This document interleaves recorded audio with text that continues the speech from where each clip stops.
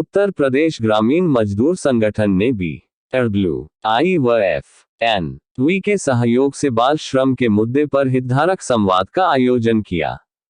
बाल मजदूरी क्या है? तुलाराम शर्मा, अध्यक्ष, उत्तर प्रदेश ग्रामीण मजदूर संगठन। बाल मजदूरी की समस्या बच्चों को शारीरिक, मानसिक और नैतिक रूप से प्रभावित करती है, जिससे बच्चों के भविष्य की अभिनव विकास पूरी तरह से स्थिर हो जाती है। और यह समस्या केवल हमारे भारत में ही नहीं बल्कि पूरे विश्व में है, जिसे खत्म करने के लिए वैश्विक स्तर पर 12 जून को बाल मजदूरी के खिलाफ विश्व दिवस का अवलोकन किया जाता है और लोगों को इसके प्रति जागरूक किया जाता है। बाल मजदूरी के विभिन्न कारण हैं जो कि बच्चों को काम करने के लिए विवश करते हैं, और बहुत से लोग उनकी इस विवशता के लिए उनके नादानियों और मासूमियत का लाभ उठाते हैं, जैसे गरीबी, निरक्षरता।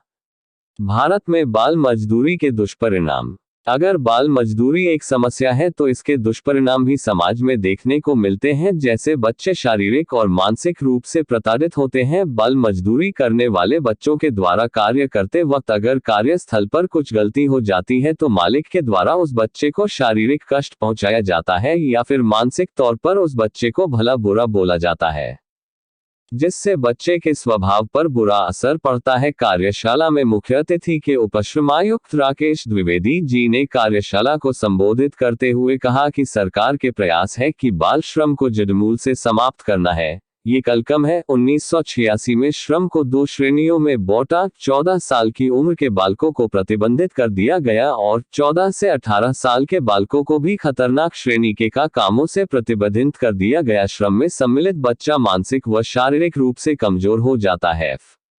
FPAI के दीन बंधु शर्मा ने कहा कि बच्चों को शिक्षा के साथ साथ रोजगार परक कौशल विकास का प्रशिक्षण देना चाहिए। आज के समय में बेरोजगारी बहुत बड़ा मुद्दा है। सभी के लिए रोजगार बेहद आवश्यक है। परिवार की आवश्यकताएं पूरी नहीं हो पाती है तो वे अपने बच्चों को काम पर भेजने शुरू कर देते हैं और बाल श्रम की वही शुरुआत होती है। साक्षी सेवा संस्थान की पदमलता ने कहा कि स्वास्थ्य व शिक्षा बेहद आवश्यक है। कार्यक्रम में सेवा भारती से बबीता पाठक, family health India Mohit Sharma, Lakshman Singh Gautam, Rajarani Gautam, Surajmal Maurya, Pinky Jain, Hari Singh, Hemlata गोला, रजनीकांत लवानिया, राकेश, हेमलता, राजेंद्र, निर्मला व ज्ञान सिंह आदि विचार व्यक्त किए। अगर आप अपनी वैल्यू नहीं बना सकते तो फिर आपकी मजबूरी हो जाएगी बच्चों का काम करना। समझ पा रहे हैं मेरी बात? मेरा सिर्फ इतना ही कहना था, थोड़ा सा समाज के प्रति अपनी जिम्मेदारी दिखाएं। ऐसा नहीं है कि हम संस्थाएं हैं तो ये हमारी ड्यूटी हो गई, या पुलिस है तो उसी की ड्यूटी हो गई। अगर कोई बच्चा देता है उसकी सूचना आप भी पुलिस तक पहुंचा सकते हैं, क्योंकि पर ये भारत बहुत लाखों वर्ष स्क्वायर किलोमीटर में फैला हुआ है। अगर मैं आज यहाँ बैठा हूँ तो हो सकता है बाहर कोई बाल मजदूरी परिचय के साथ बता दिया है। मेरा नाम राम कुमार, मैं उत्तर प्रदेश ग्रामीण मजदूर संगठन में सचिव हूँ। आज का जो कार्यक्रम है वो बाल श्रम के मुद्दों पर संवाद है। जैसा कि आप जानते हैं, कोविड-19 के बाद बाल श्रम पहले से बड़ा है, तो उसी मुद्दे को लेकर हम लोग आज चर्चा कर रहे हैं। इसमें श्रम विभाग, शिक्षा विभाग आदि को आमंत्रित किया कार्यक्रम में, जिससे इस बाल श्रम के मुद्दे हम लोग एड्रेस कर सकें, साथ ही बच्चों को शिक्षा के मुख्य धारा जोड़ सकें। जो बच्चे स्कूल से बाहर हैं उनको शिक्षा में ला सकें, और हमारा उद्देश्य बच्चों को शिक्षा के साथ माता पिता को रोजगार से भी जोड़ना है। ऐसा लग रहा है कि धीरे धीरे शिक्षा का महत्व खत्म होता जा रहा है। गरीब तबके के लोग हैं जो अपने बच्चों को शिक्षा नहीं दे पाते क्योंकि बेरोजगारी की वजह से। उनके लिए आपकी संस्था, आपका क्या सहयोग रहेगा? हमारा संगठन 1996 से लगातार कार्य कर रहा है। और हम लोगों ने जैसे मनरेगा जैसी योजना को पूरे देश में लागू करवाने के लिए उत्तर प्रदेश ग्रामीण मजदूर संघ ने पैदल पदयात्रा भी की है।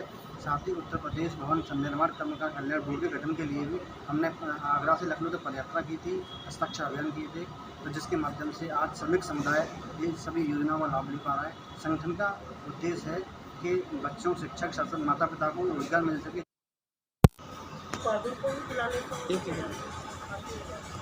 क्या नाम है, किस तरह से कार्यक्रम है? मेरा नाम पदमलता है, मैं साक्षी नेता सेवा संस्था की महासचिव हूँ। यहाँ आज बाल श्रम के ऊपर एक कार्यक्रम किया गया है। कि बाल मजदूरी जो है ख़त्म होनी चाहिए।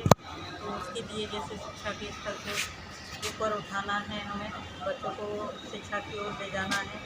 और जैसे जिन लोगों की बहुत ही मजबूरी है कि बच्चों को मजदूरी करानी ही है, तो उनके परिवार के सदस्यों को रोज़गार देना है। जैसे कि महिलाएं हैं तो उनको किसी तरह का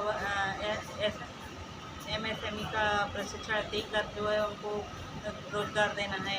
सिलाई सेंटर हमारे चल रहे हैं, तो सिलाई सिखाई जा रही है महिलाओं को और रोज़गार भी दिया जा रहा है। मैं अभी मेरे संस्था के द्वारा 10 महिलाएं जो है रोज़गार पा रही हैं। और मेरे क्या नाम है, किस तरह से यह कार्यक्रम रखा गया यूथ हॉस्टल के अंदर? मैं लक्ष्मण सिंह गौतम एडवोकेट साक्षी निशा सेवा संस्था से प्रदेश उपाध्यक्ष हूँ। तो आज का विषय है बाल श्रम के मुद्दों पर इतलाफ के संबंध में। कि बाल श्रम मजदूरी कराते हैं लोग, ये गलत बात है और बच्चों को पढ़ाना लिखाना चाहिए। बाबा साहब ने कहा था कि अपने बच्चों को पढ़ाएं लिखाएं और अच्छे पद पर पहुँचाएँ, SDM DM बनवाएँ। और मेरा यही उद्देश्य है कि अपने बच्चों को अच्छी तरह पढ़ाएं और किसी तरह का कोई दिक्कत ना ले पाए। समस्या तो यहाँ आती है बेरोजगारी के लिए। रोजगार नहीं होगा आदमी तो किस तरह से अपने बच्चों को शिक्षित बनाएंगे? रोजगार तो देखना पड़ेगा भाई, जब से कोरोना समय चालू हुआ है रोजगार में तो बहुत दिक्कत आ रही है। फिर भी अपना पालन पोषण कर रहे हैं, बच्चों को पढ़ाए लिखा रहे हैं बच्चे। कुछ ऐसे मिलियन बस्तियाँ हैं जिसके अंदर एक दिन के लिए खाने के लिए मोहताज होते हैं, उनके लिए आपकी संस्था क्या कर रही है? संस्था हमारी संस्था उनके लिए कैंप लगा रही है और प्रशिक्षण दे रही है। कैंप मैं साक्षी निशा सेवा संस्था से प्रदेश उपाध्यक्ष हूँ।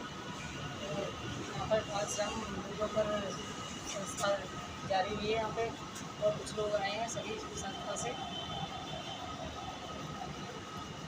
किस तरह से कार्यक्रम है आज? आज संस्था के बारे में बताया रहे थे, तो हमारी संस्था क्या कर रही है इस बारे में। क्या कहते हैं, हमारे स्कूल जो संस्था से स्कूल सिलाई सेंटर वगैरह मजदूरों के लिए कुछ बच्चे नहीं पढ़ा पाते हैं, उसके लिए तो इस वजह उनको कारोबार वगैरह के लिए सहयोग किया जाता है। और जो गरीब बच्चे हैं जो नहीं पढ़ पाते हैं, जो और लेडीज़ वगैरह घर में रहती हैं, उनको कोई यही नहीं है बाहर काम वगैरह करने के लिए जाती हैं, उनको थोड़ा सिलाई सेंटर वगैरह भी संस्था की तरफ से और सीवर जो भी बुलाया जा रहा है, जो सब जैसे कि सब क्षेत्रों की तरफ मेडिकल शिविर बुलाया जा रहा है वहाँ पर। समस्या सिलाई सिलेंडर से नहीं होगा। अगर बाई चांस सिलाई सिलेंडर से ही अगर सिलाई पढ़ाई करने से ही आदमी का भविष्य बन जाएगा, ठीक है, तो इतना रोज़गार नहीं है कि आदमी आजकल तो मार्केट में जाते बने हुए कपड़े ज़्यादातर इस्तेमाल करते हैं, ये रोज़गारी नहीं है। अगर माने चलो आप सिलाई सेंटर कर रहे हैं तो उनके लिए क्या उनके लिए धनराशि या कोई लोन वगैरह या कोई संस्था